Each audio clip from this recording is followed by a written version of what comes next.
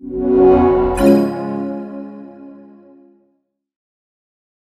again. In this video, I'm creating a cottage type of building using the least amount of colors that I can. Also, I decided as an exercise that it would be fun to try and build the image around the light source. This way, there's no margin of error for you to calculate your light because you know where the light source is as you define that as your first element in the image. And this is a lamp hanging from a pole on the cottage. So what you're seeing being lit are the surfaces that are facing the light source. So basically the beams and wood structure that is facing the light source.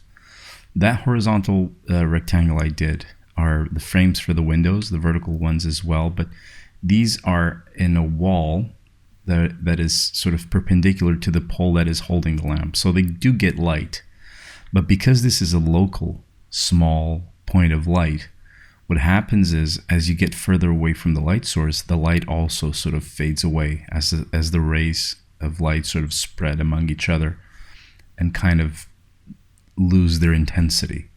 So what I'm doing is I'm taking that into account as I'm casting shadows. So on the base of the beam that is on the edge of the wall, you can see that there's a wider shadow at the bottom.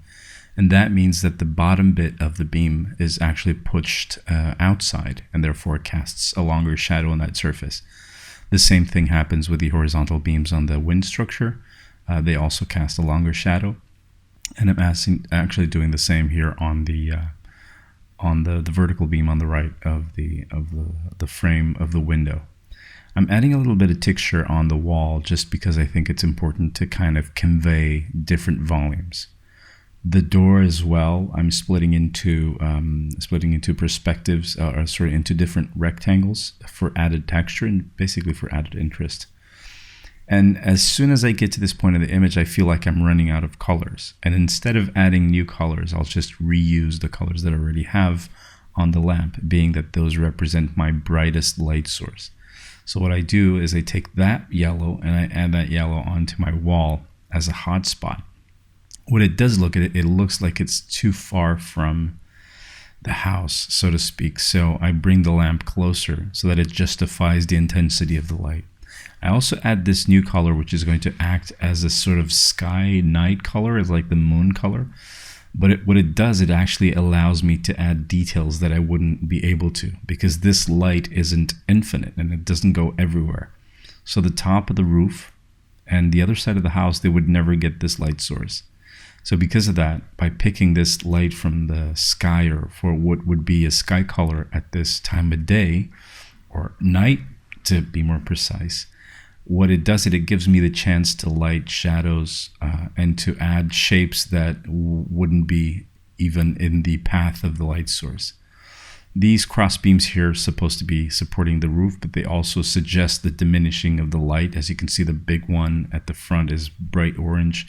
And then gradually it turns into this brown that I have as my darkest color, except of course for this new color that I added and the background. So I replicate the alignment of the edge of the roof on the right and I flip it to the other side to have a complete roof structure.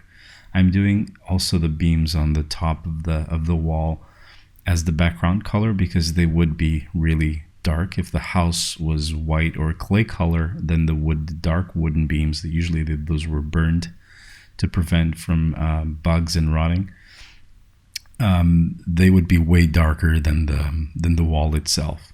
So what I do here is I basically construct that sort of wooden structure around, and that's why the surface of the wall is thinner.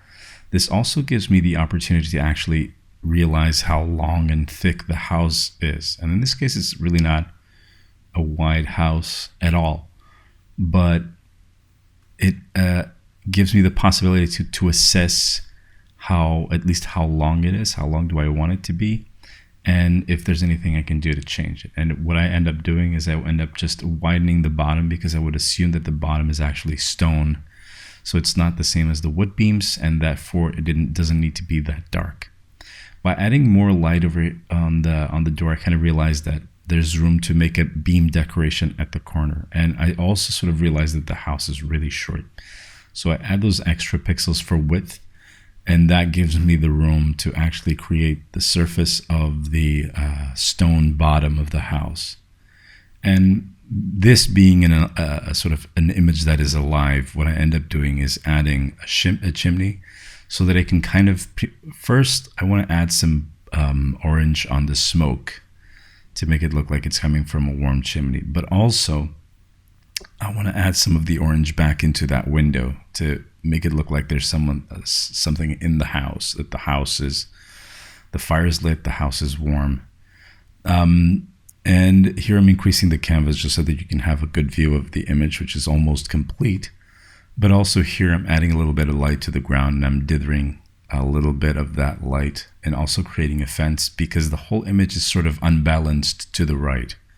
And so adding this fence kind of sort of balances it back into the center so that there's like visual interests on both sides of the image.